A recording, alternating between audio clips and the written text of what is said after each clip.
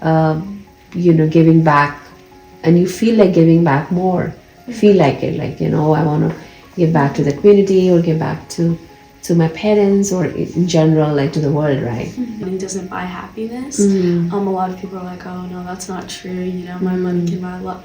Well, the people in Honduras were proof of that. A lot of these kids did not have that much money, and they were always smiling, always laughing. So.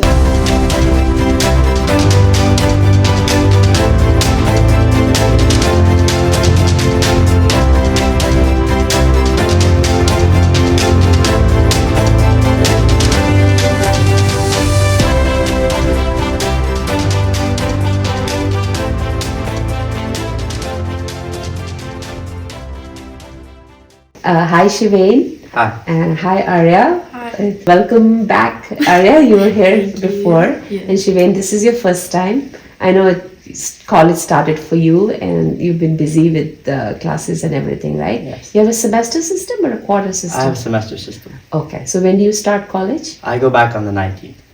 Okay. All right. 19th of August. Yeah. Okay. All right. That's great. And you told me that you are in pre-med program, right? Yeah. Okay, that's perfect.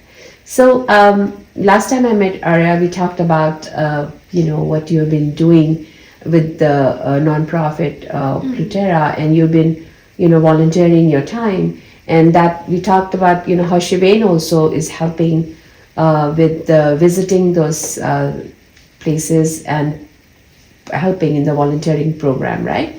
Can you briefly talk about what exactly you guys, what is that program that you guys do? What is it that you guys actually do there, and to help out?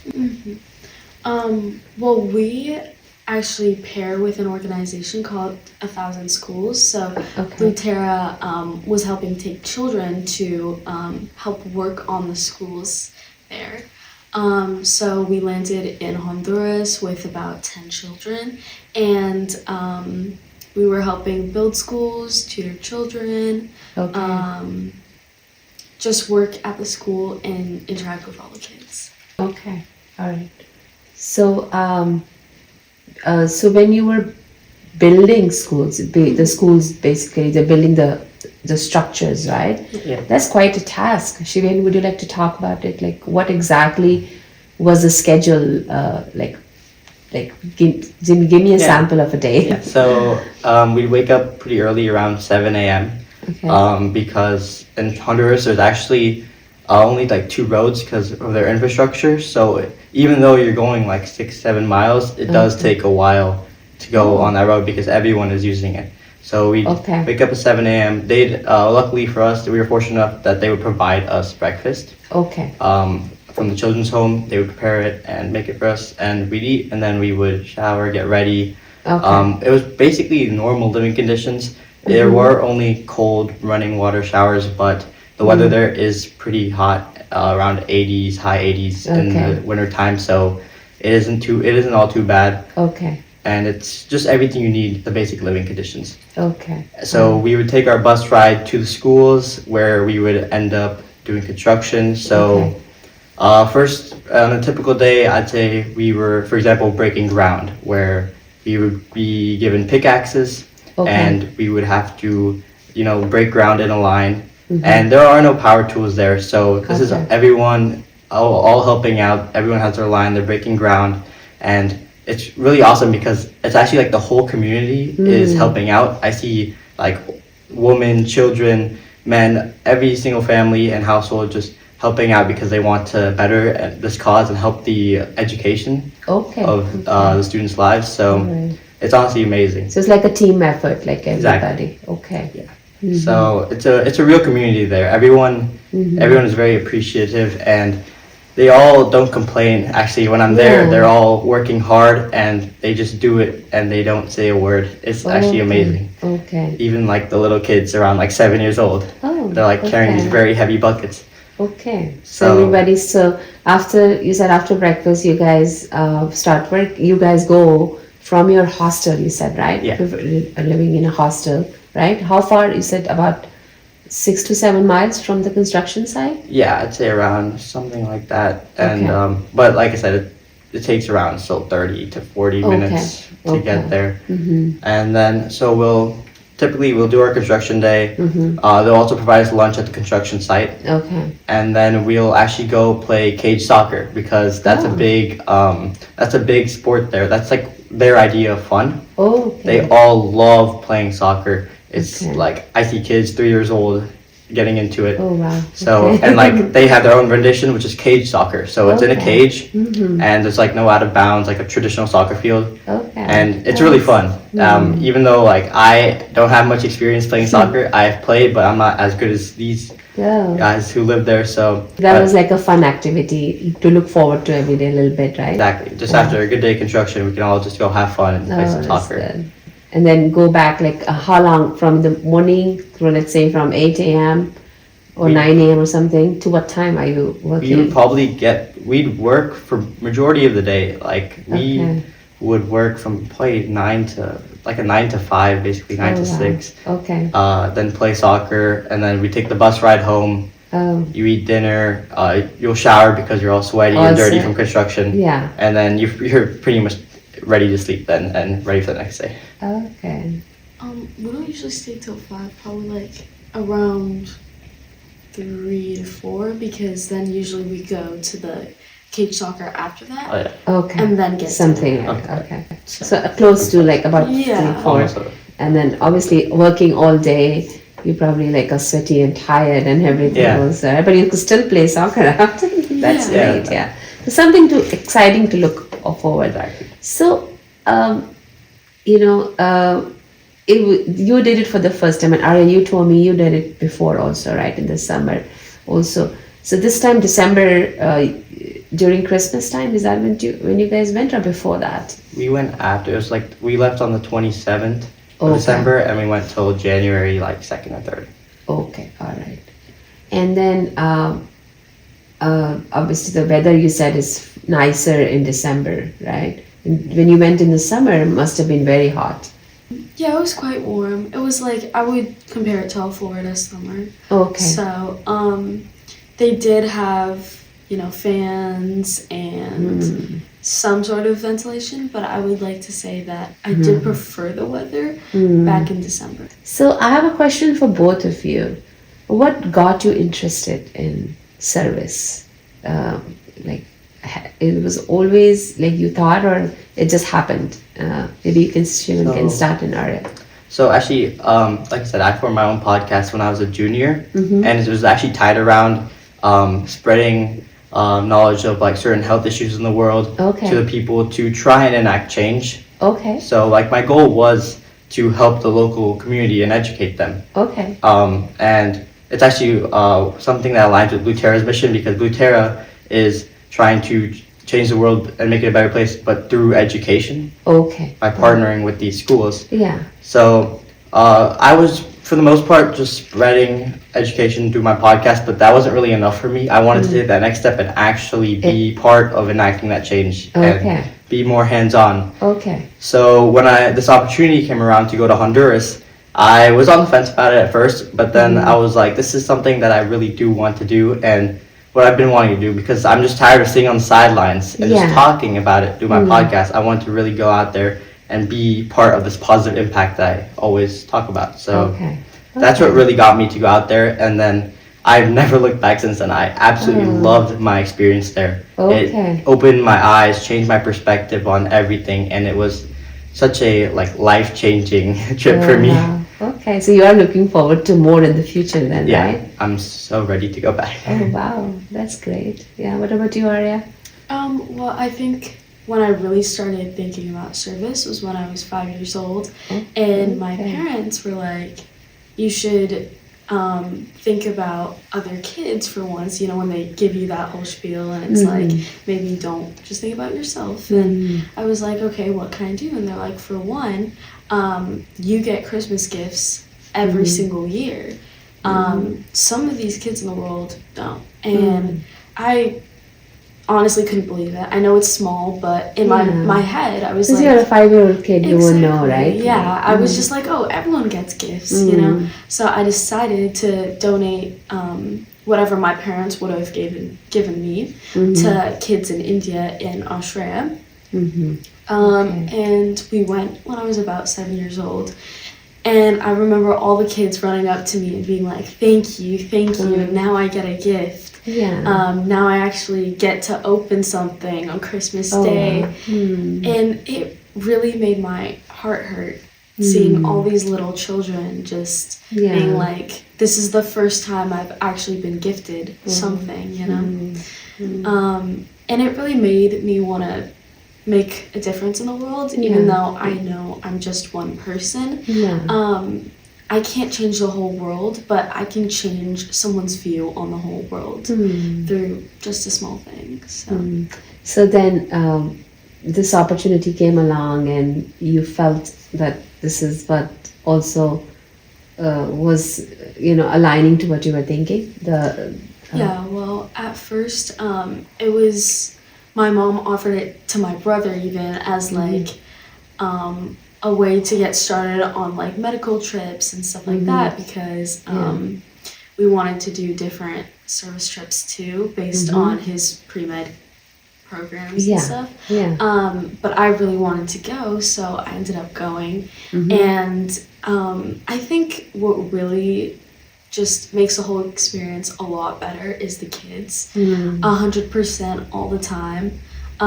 Just interacting with all the kids, knowing their stories, seeing them smile, you know, it really... And the innocence, and you can see that, right? Yeah, and when we would walk into these communities, they would actually throw parades for us. And there would be, like, even I remember we came, it was pouring. There was rain everywhere. These kids stood outside, held up banners saying, thank you so much for helping us build this school.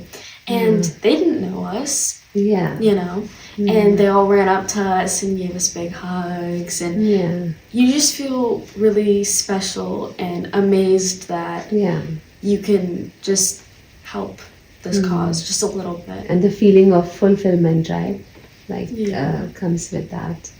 Do you have any advice for someone who is starting out or thinking about it after watching and hearing you guys out?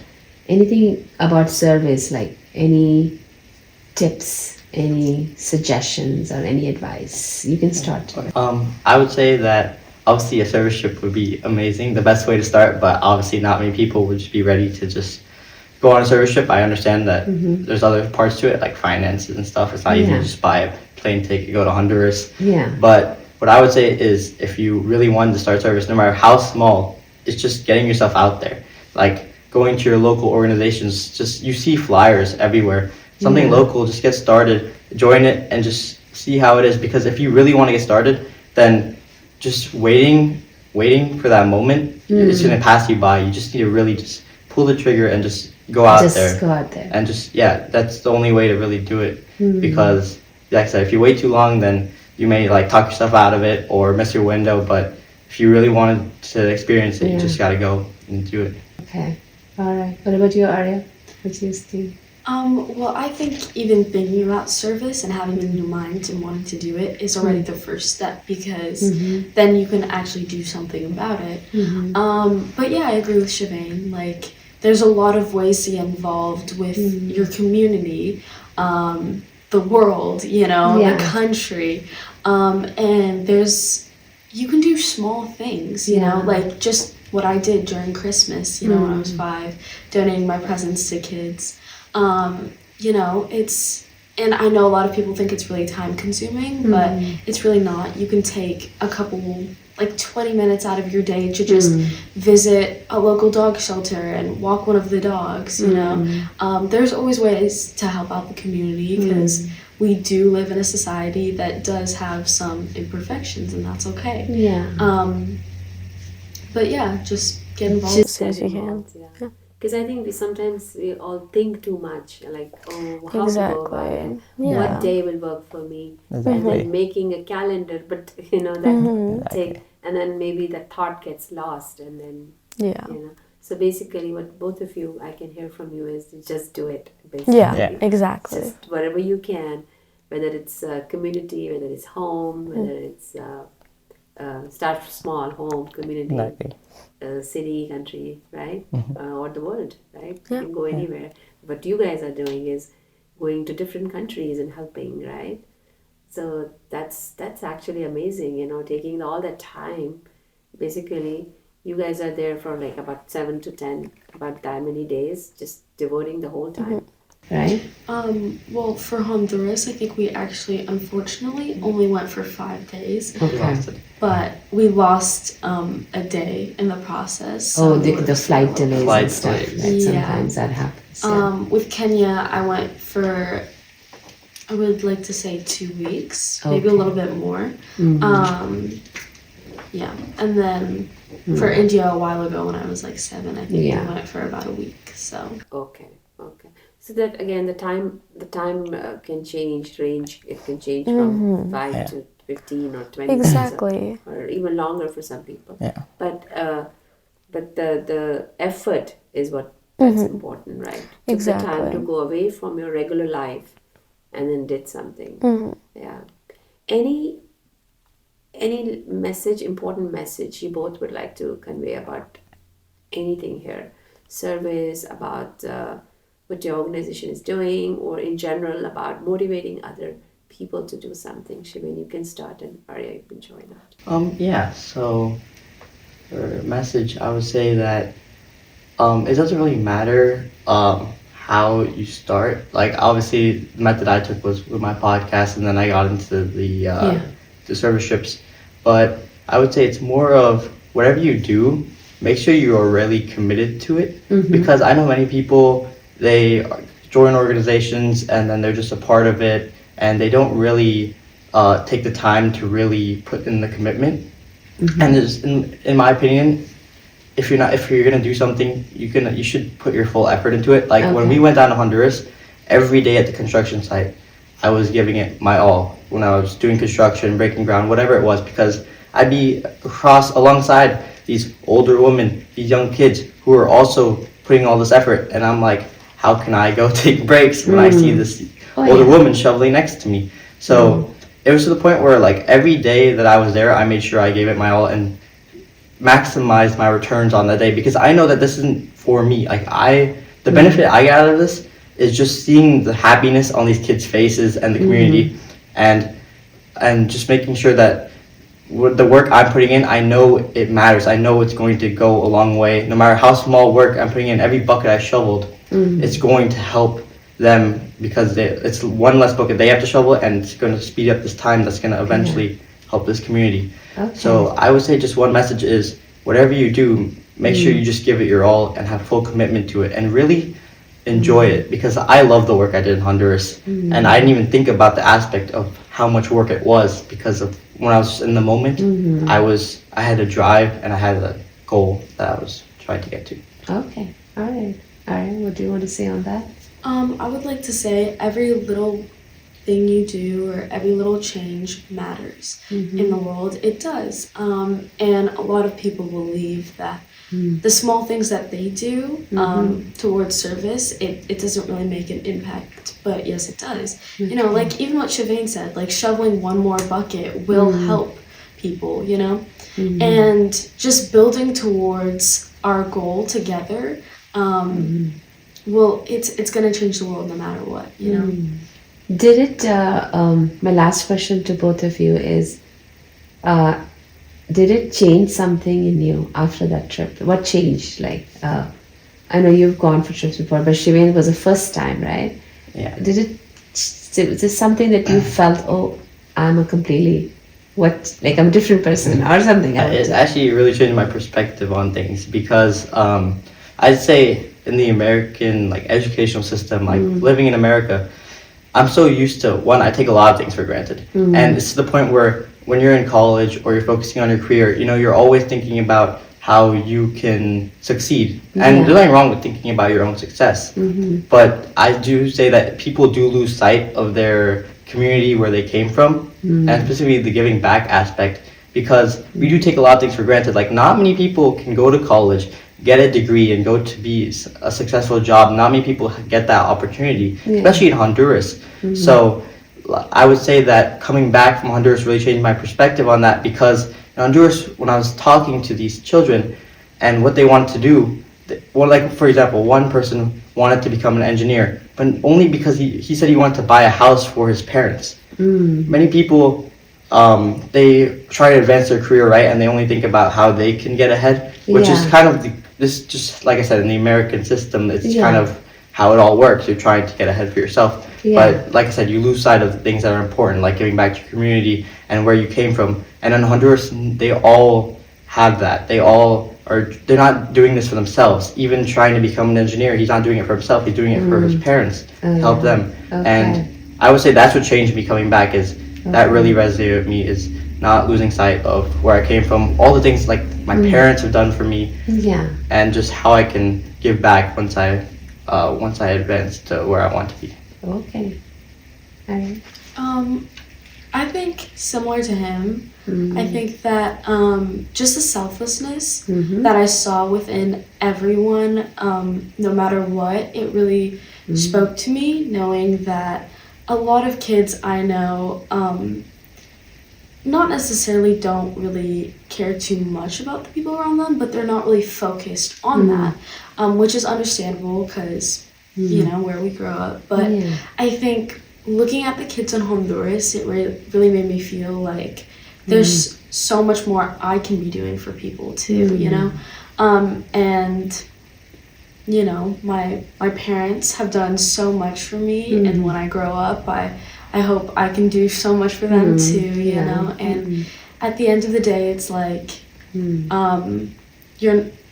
you can do so much for the people around you. And benefiting yourself won't make you happy no matter what, you know? All right. That's a very good message. Like what you gave your time and effort, and that basically giving, right? Giving in some way. And that's helping you also in a way, because making you happier and more fulfilled, right? Yeah. So that's a message I'm getting from both of you, right? Yeah. And then also like, you know, giving back, and you feel like giving back more. Feel like it, like, you know, I want to give back to the community, or give back to my parents, or in general, like to the world, right? Yeah. And So yeah. I also feel like, you know, when people say money doesn't buy happiness, a lot of people are like, oh no, that's not true, you know, my money can buy a lot. Well, the people in Honduras were proof of that, you know. A lot of these kids did not have that much money, and they were always smiling, always laughing. So always remember that you can have not as much and always be happy, and you can also have a lot and not be happy, you know. So Okay. I agree. Yeah, they were happier. I'd say like that community, they were much happier than I've seen people. And Really? yeah, it's Okay. We need to know, like, you know, how those things, that's really good to know, because once you're out there, you can sense it more, right? Like, you can sense that. yeah, and it changes your mentality, you know. Like, I feel like when I was there, I was always happy too. I was always positive, you know. And because it kind of, you know, rubs on you, right? it The does, happiness it and really everything, does. positive. Yeah, the environment was just so freeing, and I felt like it's so different from American culture, but the hospitality everyone had was amazing. Like, we would literally eat lunch in people's houses sometimes, and they would welcome us, and they would be okay with feeding, you know, like a whole entire crew of people, you know. Yeah. And I really could not imagine that happening here, but All right. Thank you, Shiveen, and thank you, Arya, for joining me today. It was great to talk to you, you know, and learn so much from you also, you know. As kids, as young adults, Shiveen, you know, and Arya, you know, as a kid, a teenager, right? You guys are doing so much, and I'm really proud of you guys, you know, the way you guys are trying to change things and trying to improve the world, you know. A little bit matters, small efforts matter, right? And you guys went all the way, you know, flew to a different country and then helped, you know. That's remarkable. Yeah, it's a great job. Thank you for having Thank you us. for having Yeah. me. If you wanna talk about anything at all, then you know who to call. Just tell Sanjana. Tell Sanjana, tell Sanjana, tell Sanjana, just tell Sanjana.